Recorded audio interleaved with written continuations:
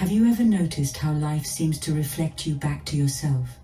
Maybe not perfectly at first glance, but if you look closer, every moment, every situation, every person, every success or setback is a mirror, not of the world itself, but of you, of your energy, your beliefs, your inner tone. And once you understand that your inner world is what the outer world bends itself around, reality stops being random. It becomes responsive.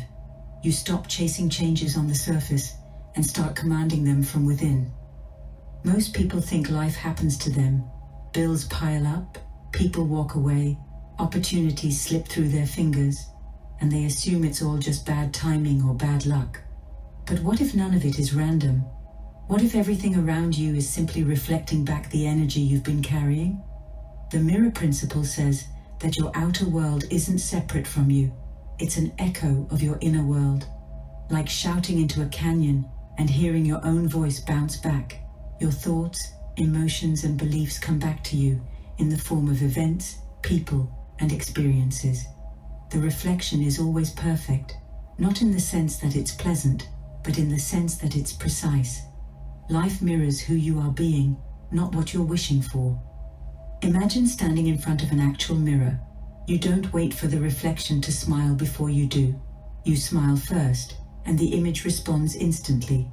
That's how reality works too. But most people are frowning at life, demanding it to smile back before they change their expression. They're waiting for the job, the love, the success to make them feel happy, when happiness was the cause all along. You can't trick the mirror, it only reflects what's there. When you start adjusting your inner state instead of your outer circumstances, everything changes. The reflection has no choice but to follow suit. The mirror principle doesn't just apply to emotions, it extends to beliefs and identity. If deep down you believe you're unworthy of love, you'll keep encountering people who confirm that belief. Not because the world is cruel, but because reality is obedient. It reflects your frequency with mathematical precision. The universe isn't judging your thoughts, it's amplifying them. It doesn't interpret your self-doubt as a plea for help. It interprets it as an instruction. The signal you send is the experience you get.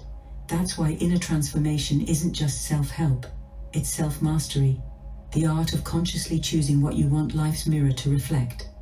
When you finally grasp this, the illusion of chaos fades. You stop seeing yourself as a victim of random events and start realizing that every detail around you, from the smallest inconvenience to the grandest blessing, is feedback from the mirror of reality. And when you use that feedback wisely, when you let it show you what's out of alignment, you gain the power to shift everything. The mirror bends not because you force it to, but because you've changed the energy it's reflecting.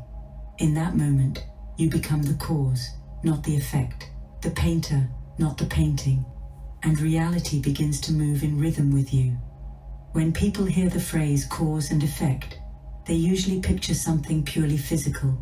Push something and it moves, drop an apple and it falls.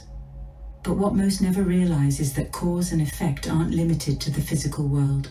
They exist within your thoughts, emotions, and consciousness too. The mirror principle reveals that what happens inside of you doesn't stay there. It spills outward, shaping the events, people, and opportunities that enter your life. The outer world is simply your inner world wearing a disguise. Every thought you've ever entertained has sent ripples into the field of energy we call reality, and those ripples never fail to return home.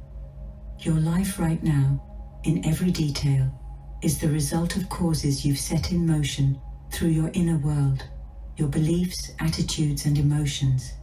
It's like looking at an energetic photograph of your past thinking. What you see around you is the developed image of thoughts that were once invisible. If you've been focusing on fear, lack, or limitation, those seeds eventually sprouted into experiences that match that vibration. The outer reflection might feel delayed because of time, but time is simply the space reality needs to catch up to your inner energy.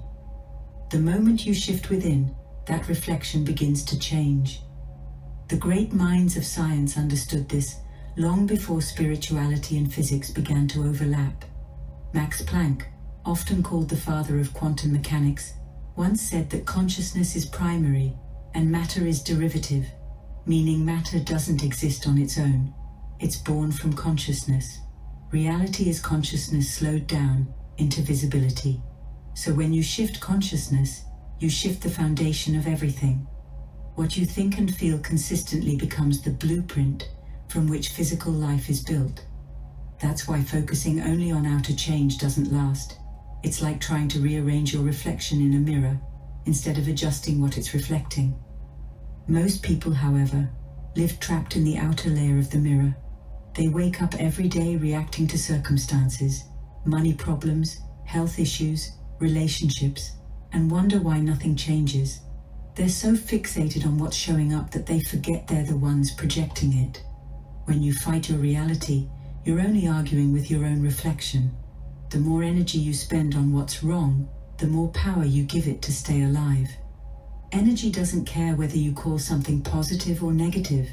It just amplifies where attention flows. So if you keep staring at what you don't want, the mirror has no choice but to give you more of it.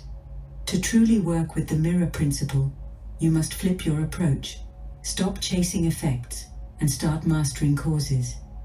That means paying more attention to what's happening in your inner world than what's happening outside of you.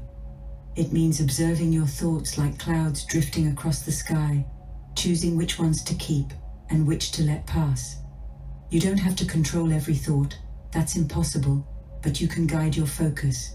Just like a gardener tends to the right seeds and removes the weeds, you can learn to tend to the energy you're cultivating inside. Every thought is a seed, every feeling the water that nourishes it. It's not about ignoring the physical world, it's about understanding it's the echo, not the origin. The physical world is history, it's what your energy has already produced. Complaining about your outer situation is like yelling at yesterday's weather. It's already formed. The power lies in what you're thinking now. Shift that, and the mirror starts bending. This is what it means to live consciously, to be the cause rather than the effect. Instead of saying, I can't be happy until my life changes, you start saying, my life changes the moment I choose happiness. The sequence reverses. You go first, and the mirror follows. But being the cause also requires responsibility, the kind most people avoid. It's easy to blame the world, the government, your past, or other people. But when you hand over responsibility, you hand over your creative power. You can't be a master of reality and a victim of it at the same time. Those two energies cannot coexist. The moment you decide to take full ownership of your inner world, your thoughts, your reactions, your emotional state, you step back into alignment with universal law. That's when reality starts moving in your favor again, because you've stopped resisting your role as creator. Imagine two people walking through a storm. One curses the wind and the rain, demanding the sky to stop. The other adjusts their sails, uses the wind's force, and lets it guide their ship toward the shore. The storm is the same, only consciousness differs. The first person is at effect, reacting, complaining, powerless. The second is at cause, aware, adaptive, powerful. Life's storms don't disappear when you awaken to the mirror principle, but you stop drowning in them. You start seeing that even challenges are reflections of unhealed energy within you, calling for awareness, not resistance. When you live from that awareness, action transforms too. It's no longer about forcing, chasing, or controlling outcomes. You move from inspired guidance, not fear. The actions you take when you're aligned with your inner energy feel lighter, more fluid, almost as if something greater is working through you. That's because it is. The mirror doesn't just reflect what you think, it reflects what you embody. When you're at peace inside, your actions naturally become extensions of that peace, and the results you see will match it. Cause and effect, the inner and outer creator and reflection, they're all parts of the same dance. Once you stop trying to fight the reflection and start working with the source, life stops being random. It becomes rhythmic, predictable in the best way.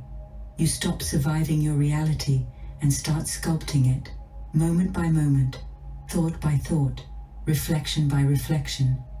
And the mirror, obedient, precise, unblinking, will always bend to the energy of the one looking into it. Once you begin to understand the mirror principle, you realize life isn't asking you to stop moving, it's asking you to move differently. The old way of taking action came from fear, from trying to fix the reflection rather than change what's being reflected. It's the kind of effort that drains you because it's rooted in misalignment. But when your inner world aligns with what you desire, something remarkable happens. Action stops feeling forced. It starts feeling guided, like you're being moved rather than moving. This is what's called inspired action. It's not about doing more, it's about doing from a higher state of being. You're no longer chasing outcomes, you're allowing them to unfold through you. Inspired action feels like flow. It's that moment when an idea clicks so naturally that you can't not act on it. The steps appear one by one, like stones rising in a river just as you need them. There's no panic, no struggle, no overthinking, just an inner knowing that says, go here, do this, trust this. And when you act from that knowing, everything seems to cooperate with you. People show up at the right time, doors open without you knocking, and reality rearranges itself to meet the frequency you're holding. That's not luck, it's resonance. It's the mirror of life reflecting your inner alignment back to you in perfect synchronicity. The reason inspired action carries so much power is because it's backed by the energy of divine flow. Think of yourself as a vessel for that flow, a channel through which higher intelligence expresses itself. When you're aligned, your actions aren't coming from the small self that's trying to control outcomes. They're coming from the deeper self that knows it's one with the universe. The word inspired literally means in spirit, to be moved by spirit. It's the breath of the divine moving through your human form, guiding you toward experiences that match your higher vibration. And because this energy is pure, the actions it produces are efficient. One inspired decision can accomplish more than months of forced effort because it's supported by universal intelligence, not egoic struggle. But here's the beautiful paradox. When you finally reach this state of alignment, you won't be trying to manipulate reality anymore. You'll be expressing it. You'll act, not to fix or get something, but because it feels natural to let that energy move through you. Every action becomes an offering, every word a reflection of your inner harmony. And because the mirror of life only knows how to reflect, it keeps amplifying that harmony outward, bending reality to your frequency. This is the art of creation without force, the quiet mastery of letting the divine work through you while staying fully present in the physical world. Once you learn to live this way, you stop asking, how do I make life work? And start realizing, life has always been working with you.